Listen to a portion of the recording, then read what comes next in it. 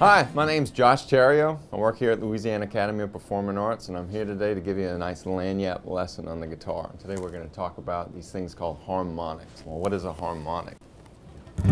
Whenever you hear a musical tone, you're actually hearing a really big spectrum of different notes. The one you hear at the bottom is called the fundamental. That's the pitch that we perceive right here. But there are actually a bunch of other frequencies created on top called harmonic overtones. And there's a trick to getting those to come out on the guitar. If instead of fretting, which is where you take your finger and you actually push down against a fret to shorten the length of string that vibrates, instead of fretting, what I'm going to do is just very lightly place your finger on top of the fret and attack the string on the other side. So you see we get this nice chimey sound. It's a little bit lighter than an actual fretted tone. Now those points that I just used to find these are called nodes. So we have a very famous node up here at the 12th fret. Notice my finger is actually right on top of the metal. You don't want to go in between the metal like you would normally do if you were fretting it. Right on top of the metal at the 12th fret, 7th fret, 5th fret are the ones I'm using right now. Each one of those points gives you a different interval above the open string. So if I'm playing an E open, I fret at the 12th fret, I'm going to get an octave higher.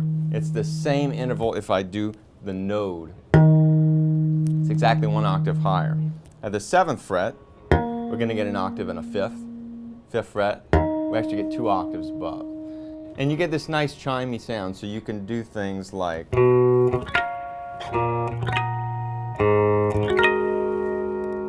if you do it properly, once you actually sound the harmonic, you can remove your other hand and still hear that chime sustaining over it. So it's really good for building harmonies and chords.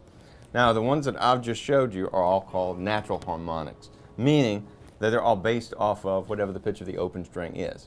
But those same distances that we used, the 5 frets, the 7 frets and 12 frets, it also goes to fretted notes. So if I had fretted the E string in the 3rd fret, those same distances, 5 frets ahead, which would be the 8th fret, or 7 frets ahead, which would be 10th fret, 12 frets ahead, all the way at the 15th fret, those same intervals work. So let's say I had fretted right here on this C. 5 frets ahead of this, 1, 2, 3, 4, 5, is going to give me that double octave harmonic. Then 7 frets ahead is going to give me the octave in the 5th. So those same nodes still exist, but now they're in relation to wherever I'm fretted. Now that's called an artificial harmonic because it's taking either my hand or a capo to fret it first before I get those in there. So those are the 2 basic kinds of harmonics, but there's a couple of different ways that you can get these to activate. And for the next part of the demonstration, I'm going to turn on kind of a higher gain tone. It's going to help some of those frequencies really blossom on the top. So one of the cool things that you can do is simultaneously attack the harmonic while you hit the node. Now, a lot of times you'll do this accidentally on the right side.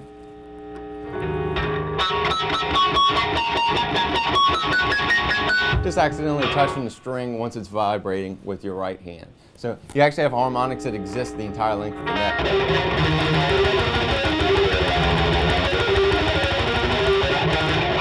So that's one neat trick I've seen people do, is just kind of keep something going on the left hand and then take a finger on the right hand and just kind of slide it very lightly in the same light touch that you would have used with a natural harmonic. You just slide it across the string.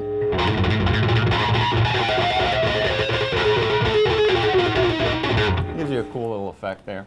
Another thing that you can do, it's called a tapped harmonic.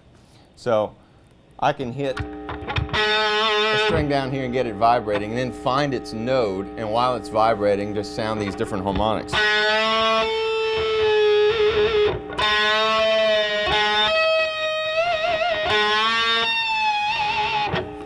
So what I'm doing is setting the string into motion and using that energy just to kind of fulfill the harmonic and then touching it with the other hand.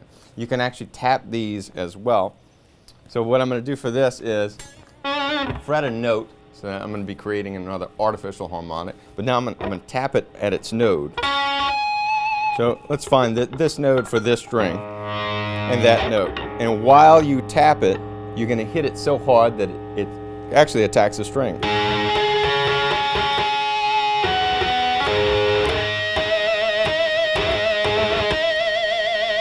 can get another cool kind of sound like that.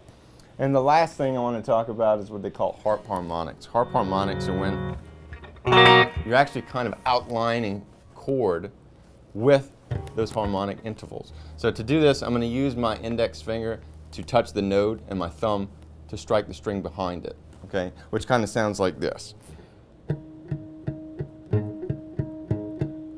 So the cool thing you could do is actually just build a chord. So for instance, this is going to be a C major 7. And what you want to do is try to recreate this exact shape using harmonic nodes. So if I come up here, I'm just going to recreate that chord shape using the nodes.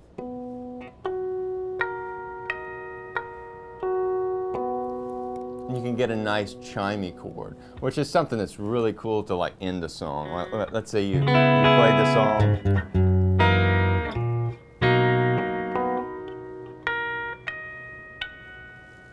It's a nice soft ending that you can do. So that's my harmonic lesson. I hope you enjoyed it. We'll see you next time on the Lagniappe lessons.